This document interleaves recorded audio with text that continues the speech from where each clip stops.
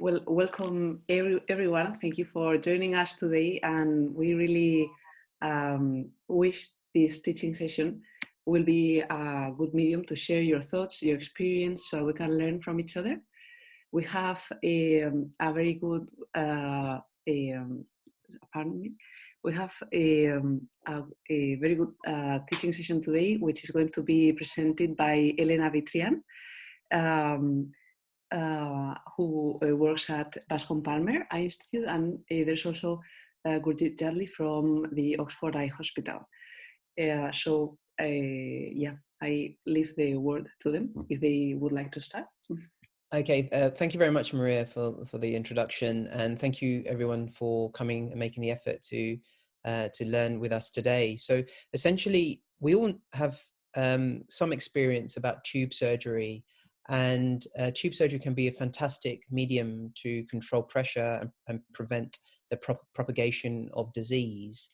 What we're going to talk about a little bit is, as we know, in the medium to long term, a fibrinous capsule encapsulates the plate and can be one of the most common causes of the pressure to go up. And what do we do in that circumstance, particularly if topical interventions are not adequate?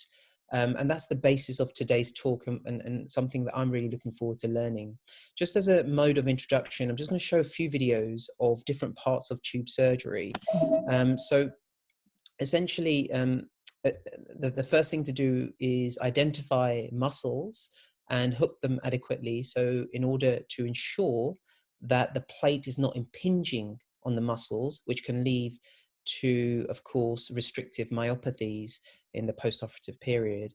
I like to hook the muscles either with an assistant holding the muscle or using a 3/0 silk to hook them ourselves. And it's important to communicate with the anaesthetist at the time to ensure that there's no significant ocular cardiac reflex. Let's look at the placing the plate, because this is often a little bit tricky, because you don't want to make a very large incision and you've got not a huge amount of space to stick a very huge plate in. And most tube surgeries, you want to be 10 millimeters away from the limbus, and that's particularly important with this case, which is a pars plana tube that I've done recently, because you want to aim to go in 3.5 millimeters from the limbus, and you can only do that if the plate is adequately 10 millimeters back. So as you can see, we're sort of using a nestling maneuver to ensure that it fits cozy between the two muscles. And tubes can be placed in various chambers, which is something we'll be looking at later on as well. But the most important thing is adequate fixation, so they don't move, causing, for example, if it's in the anterior chamber and patients making saccadic movements, and you're getting little touch to the endothelium, that can cause corneal decompensation, which is been described in both diode laser as well as tube surgery. So it's important to fixate it very well. And finally, insertion, whether that's inside the AC or in the pars plana in this case, it's important that it's a snug fit, so you're not getting flow around the tube and minimizing the risk of hypotony.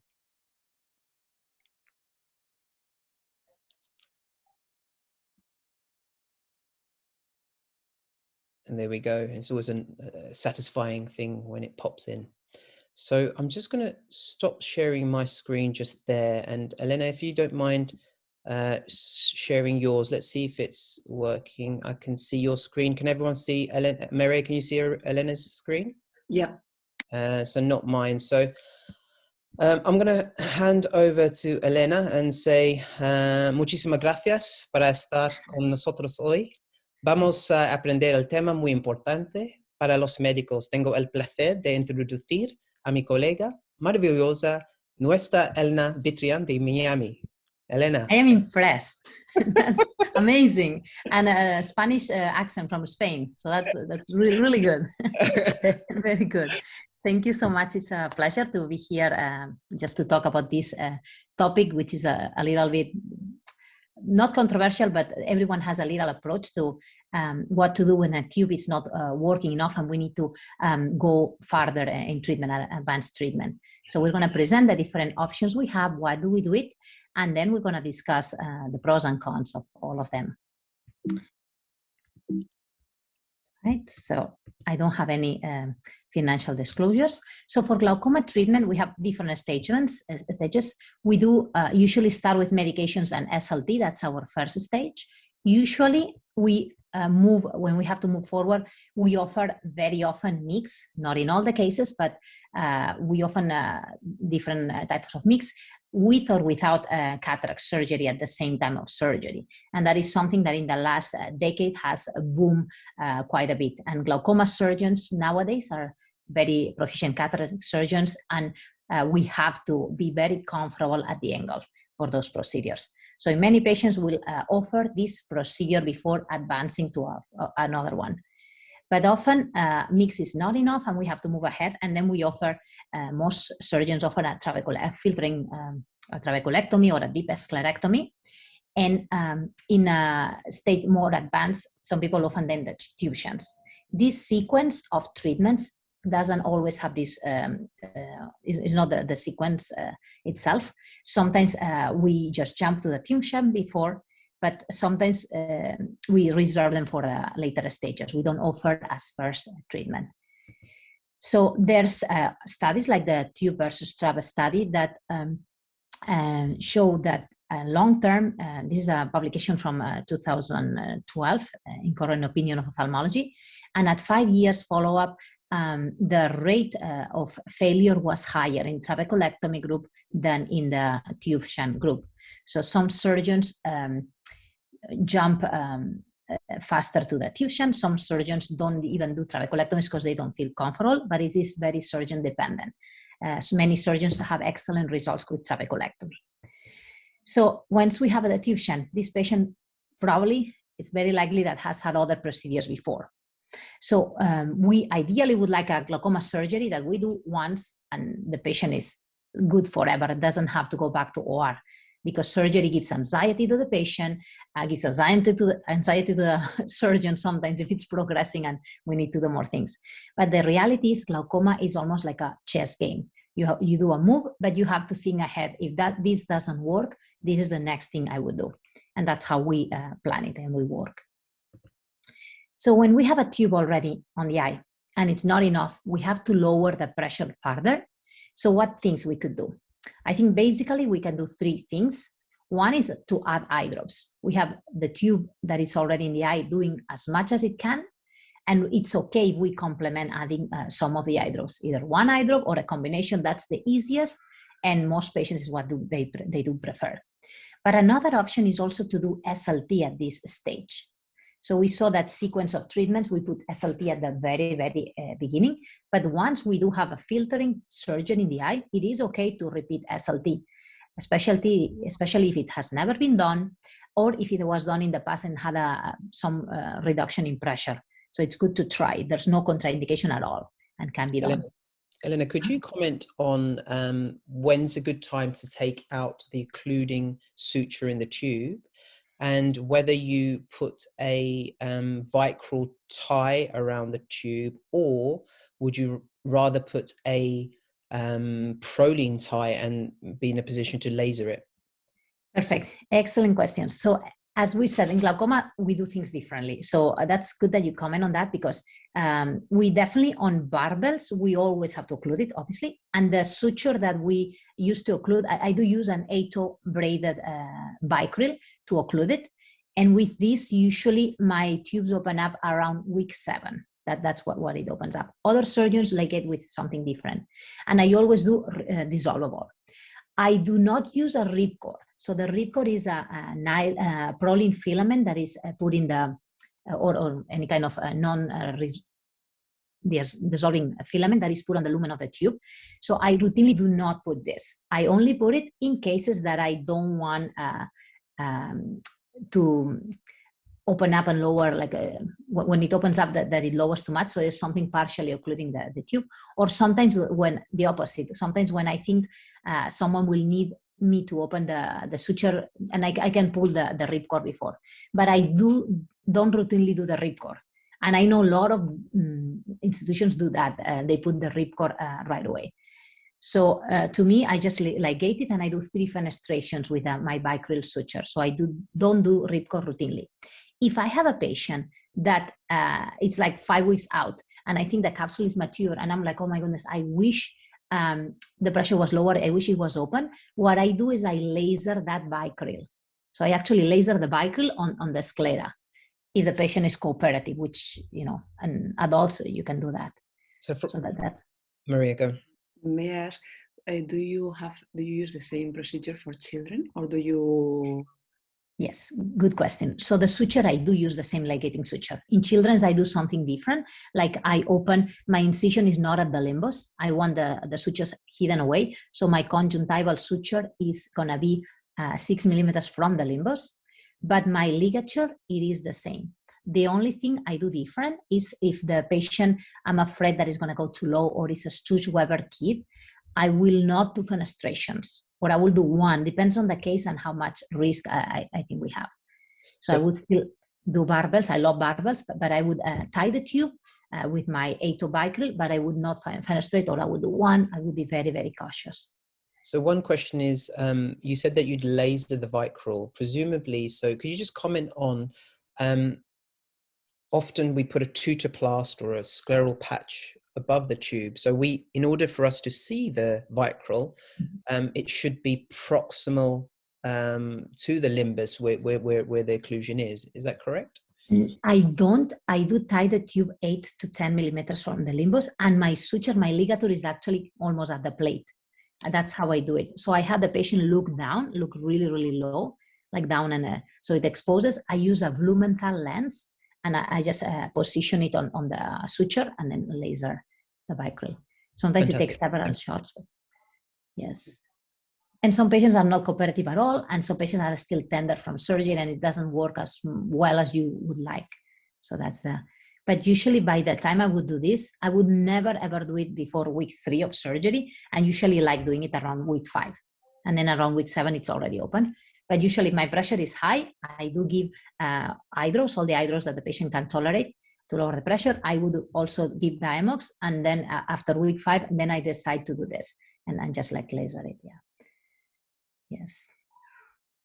So that's what we can do. When it's not enough, add eye drops, do SLT, or if none of these work, you can think of moving to a second procedure.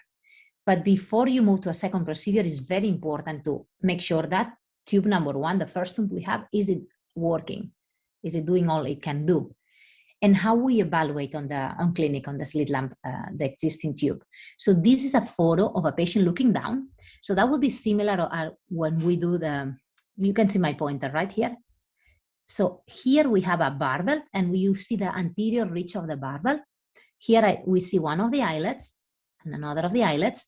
So just by seeing this patient, I can tell this barbell is not open because there's no fluid. All the conjunctiva is wrapped around the edge of the valve. So usually in this case, here would be the ligature. So I can see a little bit the tube. That is, this one has a S path. And here we have, I do put cornea patch graft in my patients, which, I mean, doesn't make a difference because where the ligature is, there is no patch graft on these cases. So actually to laser, I would position the patient in the same, looking down like this patient is doing. And then I would put a Blumenthal lens here. And then just like laser this suture. So here we are evaluating if the bleb works, and you can see it's completely flat, so it's not really working. So to evaluate the tube, you look at the dome over the plate and see if there's fluid. You can also get a B scan if you are not sure. If you have some elevation, but you don't know if like it's just capsule, thing and capsule, or is there any fluid. So a B scan is very useful for that. And another thing that can be done is just aspirate with a needle some fluid from plate. Of course, that's not as nice to the patient in clinic, but also it's very important to see in the anterior chamber. We want to make sure the tube is not too short and has kind of almost pull out of the eye. In that case, there would obviously not be any fluid because there would not be communication with the anterior chamber and the plate. And also evaluate for possibilities of being occluded. Is there vitreous in the anterior chamber that is occluding the tip of the tube? That's important to make sure, especially on children that have had cataract surgery or in adults that had some kind of complicated course, surgical course. So this is a picture of, that would be like to aspirate or to needle a tube. You can see a needle, and you can do with a little bit of local anesthesia in the slit lamp. And this is a photo of a B scan where you can see there's the plate. Usually you see a sandwich image, which is a darker plate, and some fluid around it. The fluid is always black, like a darker color. And here we have another B scan, and that's here you can see the white area of the barbell 350 plate. And here you can see that it's a very exuberant and encapsulated bleb, which a lot of fluid. You can use UVM to check the track of the tube and the entry on the eye, that the lumen is not occluded as well, and that's useful. So we say we are evaluating if tube number 1 is working. So if it's not working, we have to look in the anterior chamber. See, can we visualize the tube? And it's not, and sometimes you cannot visualize it, but then you gonio, and with gonioscopy you can see that the tube is still in the anterior chamber. It's too short, but it still is doing something. If we think it's too short, it's good, it's worth to extend the tube. And how do we extend a tube in the anterior chamber? So there are these tube extenders, and that's made by New World Medical, the same company as they do the Ahmeds. And this is a little clip with 2 little eyelets to suture on the sclera, and it has a tube that we can trim to the appropriate length. So usually we have to cut our tube shorter to allow to place this clip in the eye, and then suturing it, and then we have plenty of tube to trim to our liking inside of the eye. But there are other ways. We can use this clip, or we can use other techniques. These extending tubes we have to do often in pediatric patients, especially if during the first surgery, the tube was not left long enough. The children's eye grow, obviously, and then the tube starts retracting outside of the eye as the eye continues the growth. So in some children, we have to do often tube extenders, but also in adults. There are other techniques. Sometimes we can use, there are some surgeons that take a whole Ahmed, they just trim the plate and they use the tube to stretch it and put it like as a glove on top of the other one. That's a pity because of course the valve mechanism of the Ahmed goes to waste. But another option that is way more affordable, and it just costs like, I think in the US it's like $40 a crowd for a tube, the tubes for nasolacrimal intubation. That tube is a little even more flexible, and we use it with success in a lot of children to extend a tuition. Elena, another thing, yes, go ahead. Where is the best location, let's say in congenital glaucoma, of patients between 2 and 3 years old? How long should it be left in to account? So are we saying we leave it longer inside the anterior chamber to account for the growth of the eye and subsequent retraction or shortening? Exactly. So on children, we do leave it a little bit longer. The older the child is, if we are doing a 7-year-old, it's not as important. But if we're putting it in a 9-month-old, we have to account for this. Now, leaving the tube longer, it also has its risk because the kid is going to rub their eye. So it's not as wonderful that I'm going to leave a super long tube because he's going to rub the eye. It might touch more like central cornea. So we have to do modifications in the tube technique for children. So instead of, when we do the scleral pass to the center of the eye, instead of directing it to the center of the pupil, we direct our pass more to the kind of the limbus. So that's one of the things that we do. I don't like super long tubes. Some people leave tubes that get almost to the pupil. To me, I just don't like it. You never need as much. Another option is to leave the tube a little bit like this case. I'm going to go back to show. So here the tube, if you can see, has a S-track. So that is another option for the future. If we had to go back And so you leave the tube long enough in the anterior chamber, you might get away without a revision surgery. So that's good. If you leave it like this, that you have some extra tube under the conch, you can go and make it a strip. You don't have to put an extender then, but it still means doing a surgery. But you could use that extra slack of tube to make it longer in the anterior chamber. So that's another option that can be done. And it's most common that you'd put it in the anterior chamber in children, or I mean, in children, if it's a primary congenital glaucoma, it will go in the anterior chamber. If they had cataract surgery, I like sulcus best. And you need to make sure there's no vitreous, otherwise you have to clean a little better. But for most of the kids that primary congenital, they are phakic, so you have to put it in the anterior chamber. Luckily, a lot of kids have or unluckily, they have a big eye, and the anterior chamber has plenty of room. The problems are children with anterior segment dysgenesis, that they have a very shallow chamber, and there is no way you can put a tube there. If you put a tube, it's going to be touching the cornea. In those cases, they do need a vitrectomy then, just because you cannot put a tube on those children. So when we are revising a tube, if I'm going to OR and I'm revising an adult or someone, and I have the tube in my hands, and I already took it out of the eye, I like to irrigate and probe the tube. That's something super, super easy, that it just takes like a few minutes to do. And what we do is we have pulled the tube from the anterior chamber with a 30 gauge cannula and syringe with BSS. We just flash it, and we just apply force with the syringe, same as when we flash an Ahmed to be implanted in the eye. We just flash it, and that causes some expansion or microfracture of the fibrous capsule on the plate. And at the same time, I like to probe with a Prolene suture, and we're going to show it. I'm going to show a quick video to show this. So here we have, oh, sorry, there you go. So this is an eye, this is an adult eye. We have a cornea traction suture. We have opened the conjunctiva, and this is the 30 gauge cannula probing the eye, same as we do with an Ahmed. And we just try to feel that resistance, feel how it feels. Then we get, this is a photo Prolene suture, and we're just gonna thread the tube and go inside. In this case, that was an Ahmed implant. We can do that both in Ahmed and barbells.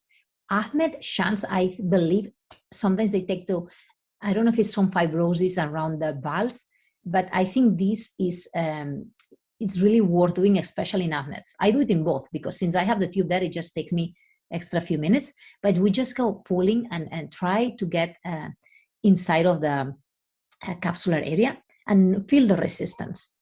Also, because it's the color is this dark intense blue, you can see how far away you got in. So here it's we're just like kind of trying to go a little deeper inside of the capsule. We just go back and forth, and the surgeon has the resistance, so it's really nice to feel the resistance and gives you information. Once we are done with this, we are satisfied, so we can move the tube inferiorly, and we can see how far we went. And once we are done with this, what I like is like to flash it again, and sometimes you have find less resistance, and sometimes you just the fact of putting more BSS and more fluid, it just distends the capsule a little bit more and gives you extra lowering of pressure in those patients. So if you revise a tube because of this exposed and the pressure is not well controlled there, in some hydros, I really like doing this technique.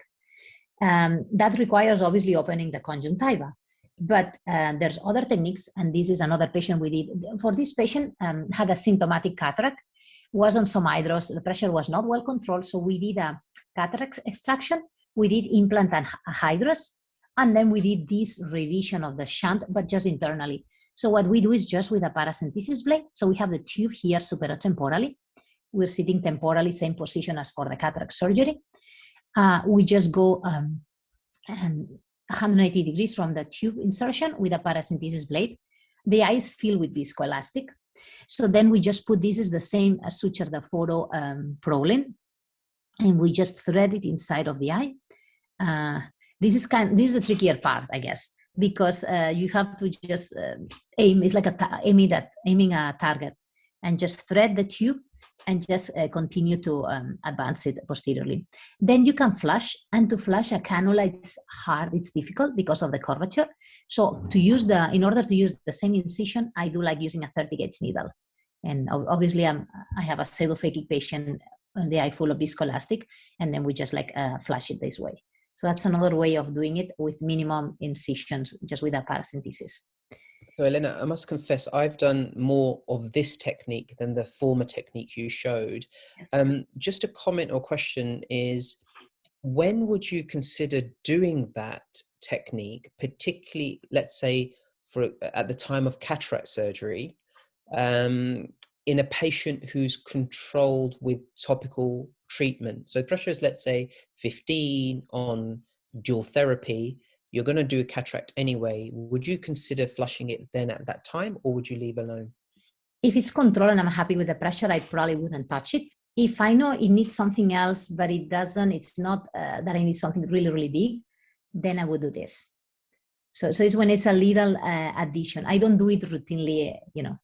Another option you can do is something in the angle. So this lady, we needed to do something. She didn't want a second shunt, and we agree with this. She did need the cataract surgery, so then we do hydrous and this to lower the pressure, and we actually were able to get her off of medicines. But if I have a patient that has a cataract, is well controlled, you know, and depends on the shunt and depends how the plate looks like. Because this, I think with barbells, you can still flush it. It's easy to do this. But with AMETs, like I'm gonna show some images here of a patient that came. Like that's a good example. This guy came to see me. It's like very advanced glaucoma. One eye was hand motions. So A and B is the A is the right eye, C is the left eye. Very, very advanced glaucoma, came to see me to try to do something to lower pressures in the good eye. Obviously, the left eye was hand motions.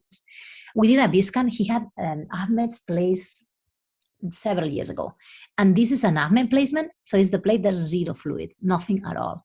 And both eyes were the same. There was the plate, and our ultrasonographers at Bascom did and it was like, they reported there's like absolutely nothing, no fluid at all. So for this patient, what do you do? It's very, very advanced. The visual field was like terrible.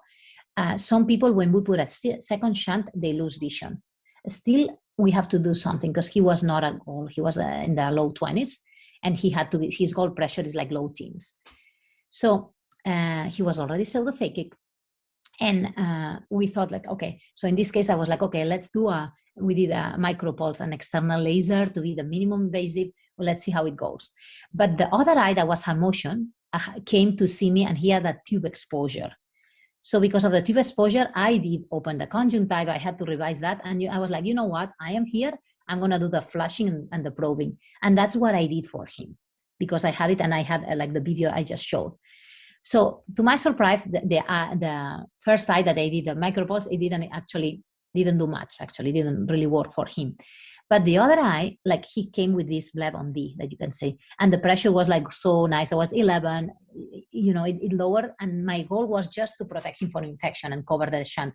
But we had this advantage. So I wanted me to do the same on the other eye. So we took him for the OR, and we can see here, we have the plate and we have some fluid. That's a smaller fluid than the other Bascom we saw before. This is an AMET. But this guy is like, he's on 2 hydros on this eye now, and with low pressure in the low teens. And it's been like a couple of years now from this surgery. So this is something, yes. Just to digress, two questions. Question one is, I've seen a few now conj exposures. Could you comment on your experience about when would you have a higher risk of a conj exposure, or can we avoid it by minimizing the relieving incisions? Is there anything that you've noticed with that in your experience? And secondly, maybe you'll talk about this later, but regarding the choice of the MIGs, you mentioned hydrous just there. Are there ones you would favor more than other, especially in terms of outflow surgery? To try to lower, yes. So I do like circumference. I like gut a lot. It depends a lot in the patient. gut, you get way more hemorrhages. I like gut and omni a lot, even in patients that have tuitions already in the eye. So you can, with a gut, you have to do a very good exam in clinic if you decide to do a gonioscopy and make sure that the tube does not insert. It's not like in the middle of the Schlemm's canal, actually, that the pass is not like, so it impedes that you would go around. If you do an omni, you can actually treat part of it. It's not going to pass through the shunt if the shunt is on the way, but you can treat the clock hours, like not 360, but superior and inferiorly. And you're talking about the shearing effect of the omni rather than the cannulating effect of the omni. Exactly. Yes, exactly. I like to, exactly. That's correct. So with the omni, you can do both of them, but yeah, the shearing effect, that's correct. I like doing that. And regarding exposure, so like conjunctival erosions and exposures. Exactly, erosions, particularly erosions. Okay, erosions, but not exposure of the tube. So you mean that the conch has a buttonhole? Yeah, no, rather than that, I've seen a lot of, I mean, we've debated this to the cows come home in clinic, but I've seen a lot of patients, particularly with neovascular glaucoma, who are presenting with erosion, the tube eroding through, despite tutoplast, despite, significant conj. So not a thin conj, it's a good tenon's good conj. Yeah.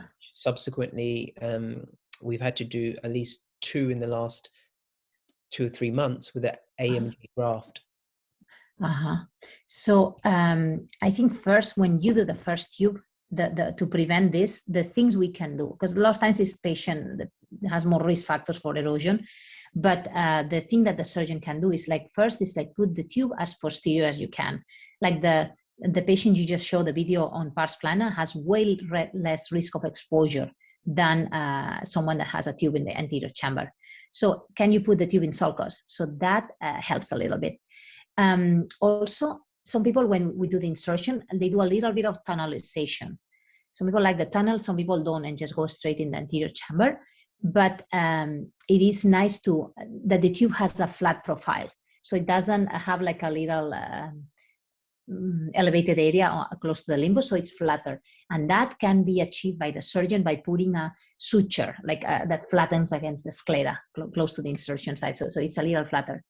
Obviously, the patch grafts, I do like patch grafts. I don't know in the UK, but here in the United States, some surgeons have abandoned that because they are cutting reimbursement rates, and we are not reimbursed for the patch grafts. So in some places, they're just skipping that step, actually, and they're not putting a graft, and they just tunnel inside of the sclera. I do like still putting a patch graft. I really like it. And at our institution, the institution is eating the cost. So and we can do it. But in private practice, they're just abandoning the use of patch grafts. But definitely that helps. And still with this, like sorry to interrupt, the suture to flatten the tube, I think is essential, and we do the patch graft on every patient. Exactly, that, and as posterior as you can. Once you have a tube exposed, some people argue that if you have an anterior chamber exposed and you go and revise it, you should move it to the sulcus. That's what it's, sometimes it's just easier to not touch the tube and just cover it up. Sometimes I had a patient, for example, that she had we did a superior-temporal shunt. A couple of years later, needed an inferior nasal one. And then she was in the ICU and she got exposure because she had an exposure in her eye, and the inferior nasal one was exposed, so we just revised it. And then that was a risk factor, actually. Have a surgeon, sometimes they don't put ointment and occlude the eye correctly. Yes. And then I guess neovascular patients, that's a very good thought that you had, a very good observation. Is there a circulation problem that they have them more prone to have this problem? We were thinking that, and in fact, I can see Claire Rowan's in the audience, who's our medical retina fellow coming in from Australia. Maybe she would have some thoughts, but certainly we've had a couple of cases, particularly around the COVID time, where they've lost the opportunity for adequate retinal photocoagulation and intravitreal treatment, and of course then those blood vessels grew, encapsulate the bleb, and caused tube failure to a degree. Whether that affected the conj and the friable tissues, I don't know, but we've seen it a couple of those phenotypes of patients. That's a good thought. I think you're right on the money there. It would be nice, like to look at it, to look at all the cases. Yeah. Thank you. And what else we have? So continuing with the tubes, if we think we look at tube number 1 and it's not working, but it's long enough in the anterior chamber, we don't have to revise it. Then we have different options. We can do the probing and flushing alone, or we could also replace the drainage device or excise the capsule. Those are two surgical maneuvers that have been described. So there is some publications in the literature. There's this paper from Journal of Glaucoma 2018 that checks the surgical outcomes of replacing a failed AFMED by a barbell in the same quadrant. And they only include 9 patients, but they have a long follow-up of 47 months. And they have 5 out of 9 of those patients was a total success. And success was defined of pressure less than 21 or a decrease on 20% on the preoperative pressure. This, the replacing of the shunt, that is something I personally do not do. I like better, I would probe and flush like a failed AFMED. That's what I would do myself, but I don't know. You guys have any preferences? Do you do this? Likewise, I'm not a big fan of a second tube in this situation. So yes, exactly as you described. And essentially because also replacing a shunt, it's a big surgery. It is a big surgery. There's capsule here. I think it's a lot of uncomfortable for the patient. So I do that. I try to flush the tube, or I try to do a second tube altogether. And I think that's less traumatic for the patient. But it's a very interesting paper, that one. And this other paper is from the American Journal of Ophthalmology on 2000, that what they do is this a shunt revision versus additional tube surgery implantation. And what they found here, they had 12 encapsulated blebs that they got excised, and those ones had, they report a 42% of success. Of course, they define success of decrease of 25% of their pressure, which for not all the patients would be enough. And 21 patients had a second tube placed. And those patients that had a second tube instead of the excision of the encapsulated bleb, those did better with a 62% of success. And that's another thing, excising the bleb, it's a big surgery. It's not easy to do in some cases. I think I don't do it personally. I don't excise the bleb. What I do is that either I revise with a less invasive way, or I just move on and do a second procedure and a tube in a different quadrant. Likewise, I've done it a few times with not a huge degree of success, so I've abandoned it as well. Mm-hmm. Mm-hmm. Yes. Good. Then I found also this in the literature, which is a novel device to extend, to try to extend the bleb that shunt has placed. In eyes that have an encapsulated bleb, so they try and go and do this. So this is a device. So here you have an AFMED, and it's a device you just connect to the capsule. So you would do the surgery, locate the capsule, open the capsule at the back, and insert this. Is like an extra tube that would make the fluid drain. You have your bleb here. So you open the encapsulated bleb and you put this kind of drainage. There's here this clip that will allow also to fibrosis to the eye and drains all the fluid to back in the orbit. I haven't seen much more of this device. The study included 35 patients and had a follow-up of 32 months. And they had 3 patients that failed of the 35 that they included, and 2 they end up with a CPC, 1 ended up with a tube. So it has not been very extended. I have 0 experience with this, but I just wanted to show it because it's out there. So if the first tube is working and we decide we don't have to do anything else, we have a bleb, it's doing as much as it can, we just need a lower pressure now. So what things can we do? So basically most surgeons consider 2 options. Option number 1 is to place a second tube shunt. If the first one is supero-temporal, usually we go inferonasal and place a second one. The other part of the surgeons, they say like, oh, we already have 1 shunt, let's do a cyclodestructive procedure. And usually they do transscleral CPC, sometimes you can go and do endo laser, endo CPC, endoscopic. So those are the main two options that most surgeons consider, but that's not the only one. No, those are not the only options. We could do a trabeculectomy actually, because we so at the beginning we usually go from medical treatment or laser to mix and cataract, then trab, and then shunt. But actually, we could do a trab after the shunt. We just need to do a very good examination of the patient and see if it's a good candidate for it. And we're going to see an example. And also remember, we can also do mix. I do like particularly the ones that open up the trabecular meshwork, like OVNI and GAT. Cahook is also a good option. It's just more limited area of treatment. But if you have a patient, you gonio them, you know the tube is not transecting the Schlemm's canal, you have room to work, you could do a GAT with very good success, and it just goes all the way through. If you think it's transecting and you cannot, you have a supratemporal shunt, you can still do or an inferonasal shunt, doesn't matter. You can do an OVNI and visco, dilate the Schlemm's canal, and also unroof and open up the Schlemm's. Xens, particularly in my hands, they don't work as well, and especially after when a tube shunt is on. I think Xens in my hands fibrose quite a bit, so that's something I wouldn't, but I know some surgeons do it.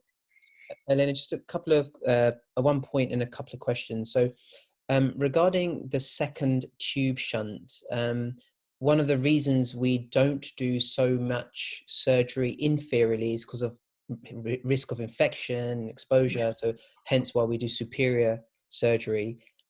What's your experience in the second tube's risk of infection?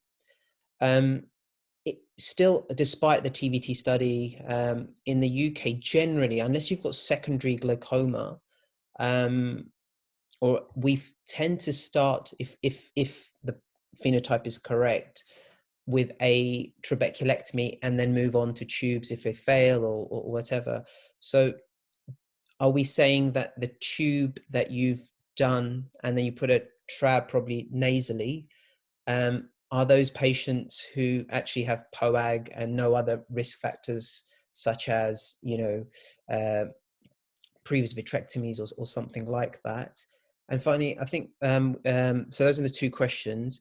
The point is as well, Maram, who's our fellow at the moment, she's kindly given a paper with risk factors for exposure, and we'll be happy to share that with audience if everyone's happy for that. Absolutely. Fantastic. So the two questions, please. Yes, so I do the same as you do. I do trabeculectomies way more than tube shunts. Tube shunt to me is like reserved, especially in a primary open-angle glaucoma. I do like trabeculectomies.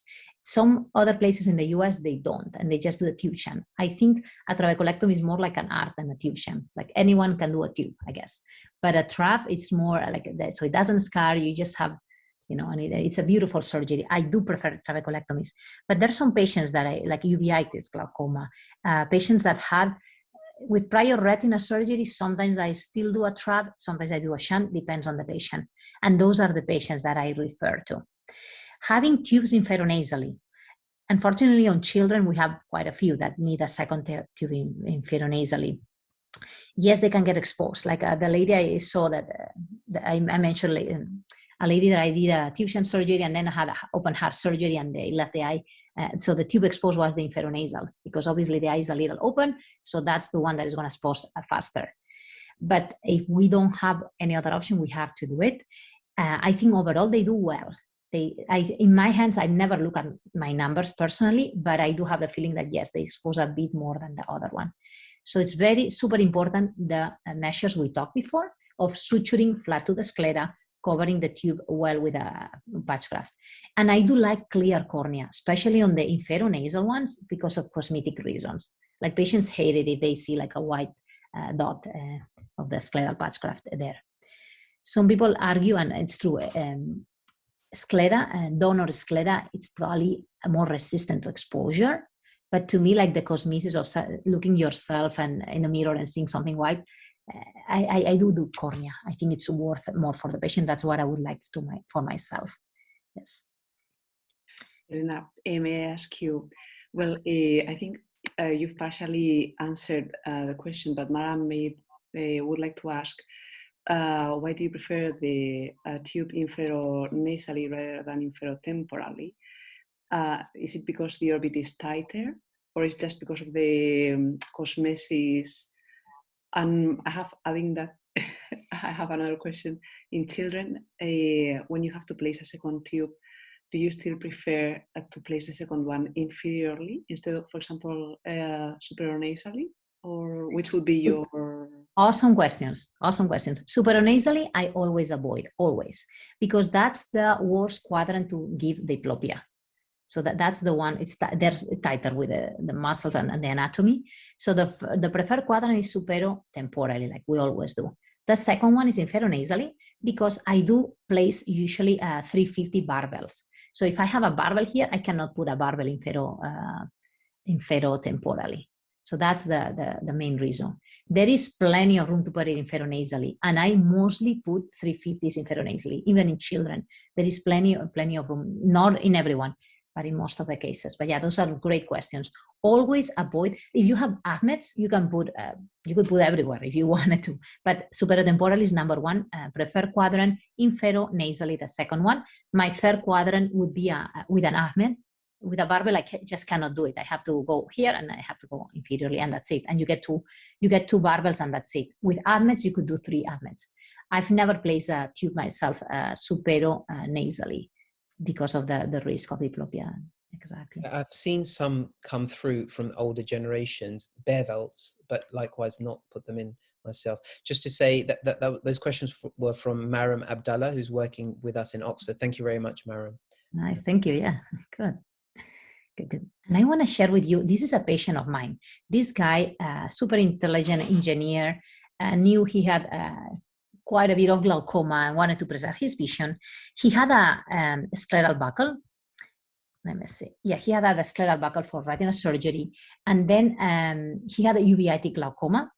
And we did, he had HSV keratitis and uveitis. I did a superotemporal shocket, like taking advantage of that buckle with a capsule, which worked for a little bit, but was not enough. Then I took him back for surgery. I did put an inferonasal 350 barbell.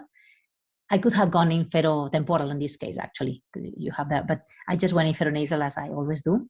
And interestingly, in the surgery, there was kind of some oil in the orbit, which he doesn't recall having, and I couldn't find any records that he had silicone oil in the eye. But I just put this, it was an incidental finding during surgery. That barbell didn't lower the pressure very much. So then I had a socket, a tuition, and the pressure was still not controlled with and adding the eye drops. So his conj was very good. And I did a supranasal trabeculectomy for him. And that worked like really good for him. His uveitis was very good, well controlled. But that's one of the cases that I didn't choose a trabeculectomy to start with. In retrospect, I wish I had. But you never know the patient, right? And because of uveitis, I went to the shunt before. But this is a guy that is like after years of follow-up, was like pressures of 10 consistently, no medicines at all. And now it's like more than 2 years follow-up now. But so you can do trabeculectomies when you have a surgery. If they have a lot of scarring, it's more challenging. With him was a smooth, very straightforward. But I have done other cases they have more scarring, and in those cases I do use Ologen, because it gives you some, it keeps the space. When the eye is hot and you're just breaking out scar tissue, you just put a piece of collagen there that is going to keep it open for you to have a full bleb once the Ologen dissolves, like in around 3 months. So that's another thing to keep in mind. Do you guys use Ologen? In Spain, but not in the UK. Maria, what was your experience in Spain with Ologen, please? It was it's a little bit variable. I mean, and it's true that the same feedback as Elena was giving. It's true that I think to the surgeon it gives you a little bit of more comfort. In terms of results, I mean, in terms of failure, non-failure, or how it affects a potential failure of the trap. We didn't do like an analysis of our results. I think this is speaking from memory, so I may be wrong, and it might be worth checking with the publications. But I think there was a Cochrane review at that time when I checked, that didn't show a significant, statistically significant difference in terms of if it helps to avoid failure or not. However, this maybe you have a more updated, because it's I think I checked like 4 years ago or something like that. Well, maybe not 3 years ago. So I don't use Ologen routinely, just in complicated traps. And I had a guy that he had a diplopia and a huge bleb that was just giving trouble. We had to explant the shunt, and I did a trap at that moment. It failed. And then I went back, I redid the trap and put Ologen, and it was like amazing. It was a charm. And that was a very difficult case. And so I just have anecdotal cases of challenging. In a routine trap, you have to do, we should do one talk about traps one day, because everyone does something different. We should do one of these talks because it's very, very useful. But in a routine trap, what you have to do is like a very good wide broad dissection. Because some people do just a little pocket, do their thing, and that ends up like encapsulating. It creates a fibrotic band behind the bleb. That's what they call the iron ring, right? The steel ring, exactly. And it just encapsulates it. So if you do a good technique, you probably will not need the Ologen. Elena, could you just describe how you use Ologen for those? And I've never used it. Yes, so the Ologen it's like a patch, comes in, I think there's 2 different sizes. So you just, when you open the conjunctiva, I do my trabeculectomy. I just put my sutures, and then I do put the, on top of I just lay it on top of the sclera, basically, on top of like a little posterior on the flap. So it just creates a space so the tenon cannot stack to the sclera. I just lay there. I don't even suture it or anything. I can find a video. We should do a trabeculectomy one day and do the little, we should do a session like different techniques, and we show our video and why we do things. That'd be fantastic. Thank you. And but Ologen is very easy. I just leave it there. In Spain, we use Ologen a lot, but because there's a lot of deep sclerectomy. Like in Spain, I think people do more deep sclerectomy than trabeculectomy, and they put it underneath so we do a flap, like a more superficial flap, a deeper scleral flap, amputate the deeper flap. We unroof the Slams canal, and then we put the Ologen there on the scleral bed to avoid like a fibrosis and keep a lake open. Very good. Most surgeons, when it comes to, I already have a tube, it's working, but I need something else, what they go is either they do a second shunt or they do a cyclodestructive procedure.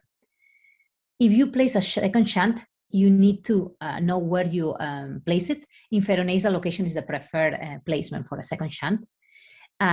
2 shunts in the eye have a higher risk of corneal failure also. So we have to take that into consideration as well.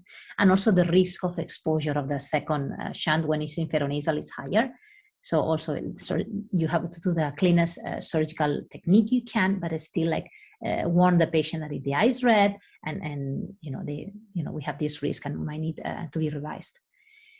Then also, do we place the same glaucoma device or a different one? If we have an Ahmed, do we place a barbell then because we think it's gonna give us a greater lowering in pressure? And it's also like decisions like a surgeon dependent.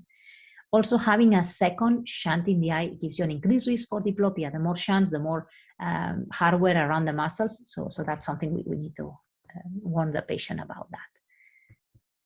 The other option, if we don't do a shunt, is doing a cyclodestructive laser. We can do the typical, our transscleral laser with a G probe, or we could do a micropulse laser. The laser can be repeated, and I always tell the patients, we try this, it is really nice because we don't enter your eye, there's 0 risk of infection, it has other risks. It has a risk of macular edema, for example. Some patients can do that, but it can be repeated if needed. And then we can also do the laser endoscopically. I think my preference is if there is, I usually don't go, I'll do it transscleral if there's not a reason I have to be in the eye. If there's something I need to do something else, I need to do a cataract, then I will do endoscopical. But otherwise, I just do this external. The patients recover pretty fast. And I do like a slow burn technique. So instead of 2000 milliwatts, I do like 1250, and then I increase from that one. And instead of 2 seconds, so the standard parameters are 2000 milliwatts, 2 seconds. So I would do less, 1250, but for 4 seconds. And that's the technique that is called a slow burn. And in theory, that decreases the risk of the inflammation in the eye and macular edema. So there's some studies that look at the failed glaucoma drainage implants and the long-term follow-up with a second glaucoma device and versus coagulation, cyclocoagulation.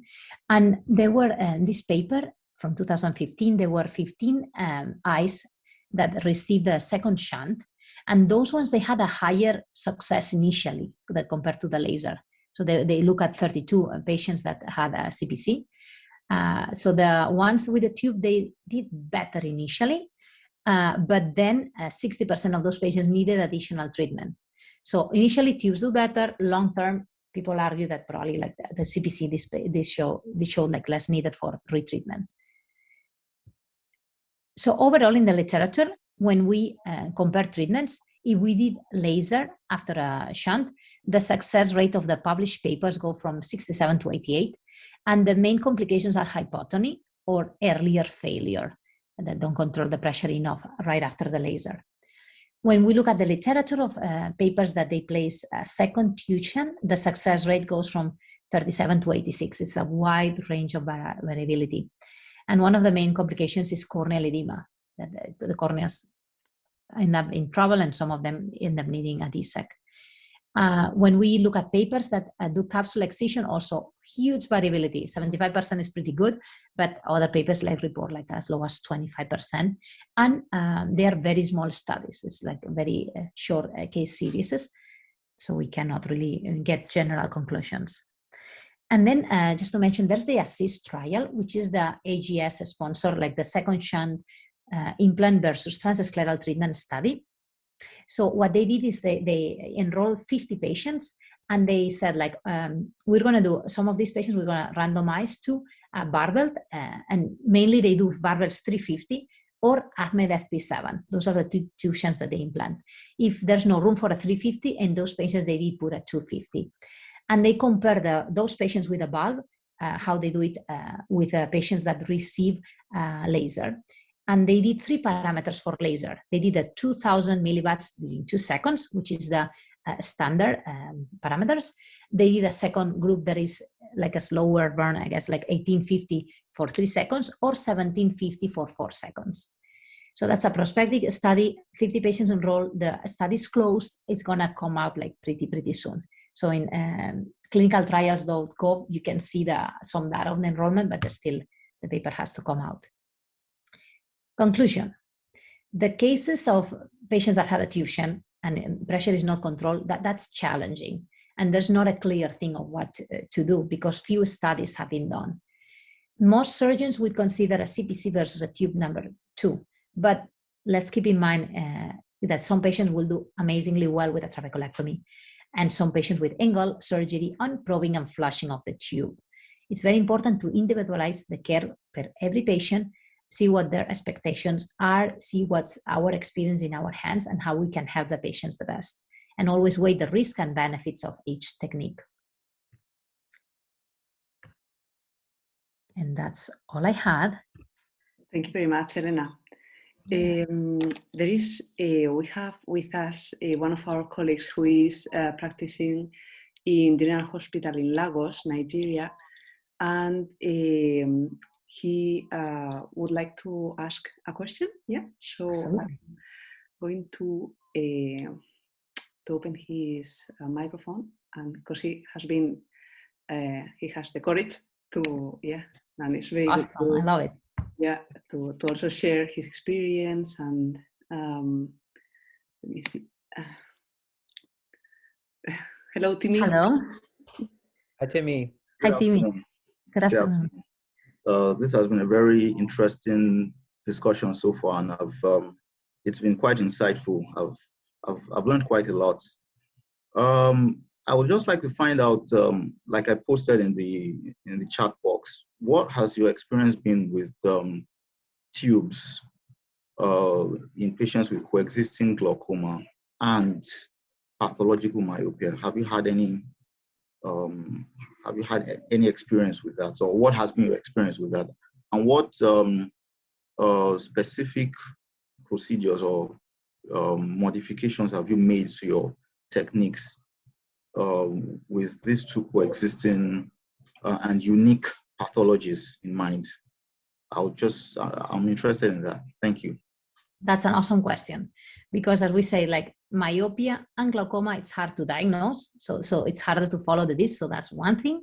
And the other thing is like they have their distended stretched eyes with decreased scleral rigidity. So if we correct too much, we can get a hypotony. Even with a pressure of like 10, that you could say like, oh, that's great, it's gonna keep the glaucoma under control, and those patients might be seeing blurry. So that's a great question. When I do think they need a shunt, and also another good point is like some of those patients, if the eye is too stretched out and it's a very high myope, you might be a little more nervous to do a trabeculectomy because the sclera is thinner. So some surgeons decide to go to a shunt just because of this. So when you do the procedure of a shunt, the scleral passes, you have to be extremely careful. You cannot bite too deep. This is a different eye. So you have to be like shallower and grab enough when you place the shunt.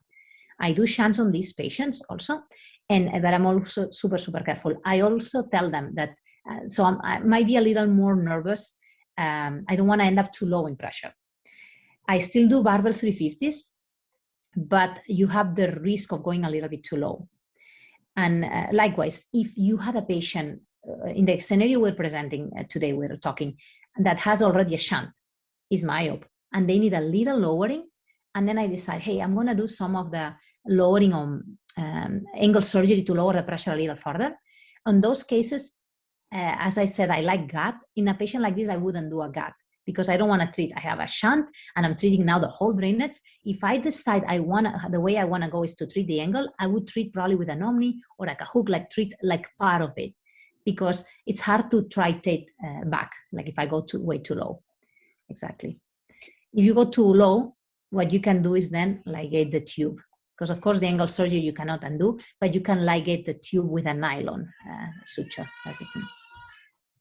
Simi, thank you very much for joining and giving us your feedback. I'd like to share a case, if I may, Elena, regarding these patients. So essentially, having managed quite a lot of pathological myopia with glaucoma, with tube surgery, it became sort of a second nature, like yourself, Elena, to say, okay, let's do a tube in these patients. But you kind of, are scarred by those patients that don't do so well. And I had exactly the same case where it was a pathological myope who'd had vitrectomies for floaters, then IOLs, and then went on to have terrible uveitis, hypertensive uveitis, and necessitated mycophenolate, acetazolamide, etc. Anyhow, like yourself, you're always worried about myopes, whatever you do. Myopes are worrisome, and actually, sadly, having put a 250 Bayervelt in, he went on to have a suprachoroidal at day 3. So we were left with, sort of managing that, but his contralateral eye would not come down on Diamox despite admission. So for that other eye, we wanted to be as conservative as possible, but we couldn't because there was something that needed to be done. So he went on to have micropulse, maximizing medical therapy. Micropulse didn't do anything. And in the other eye, he went on to have a Presoflow. And it's early days, but he's, sort of stabilizing. My concern is always with these stretched eyes. Whatever you're doing, you have to put the ties in, maybe leave a little bit of Healon in, bed rest, because it was a Valsalva effect that caused the suprachoroidal. So now I'm much more cautious in saying, look, you must lie down and even admit them if need be, so they're not straining on the loo, they're not going into their cars. It was a tall chap went into his car and then he had the Valsalva effect. So, and if you are doing a trab, lots of sutures, and not your usual one suture at the base and 2 releasables. You just have to suture it tight, and slowly release it. And the other suprachoroidal I've had in the last 5 years was from a high myope, again, pathological myope, who had a suture lysis and suprachoroidal. So even then, I would say don't rush in to do the suture lysis, leave them high and then medically treat them. That's what I would like to add. Super good tips. Yes, I agree 100%. Yes. Thank you, Timmy. I guess, Maria, whilst you're getting more questions from the audience, I just wanted to ask you, Elena, just looking at that paper, what I liked about the last paper you discussed was that it had 11 years of follow-ups from some of the tubes. Of course, they had more, I think about 5 years in the diode group versus 7 years mean follow-up in the tube group. And interestingly, what they showed was the final pressures, despite interventions, were about the same, as were the risks of corneal decompensation.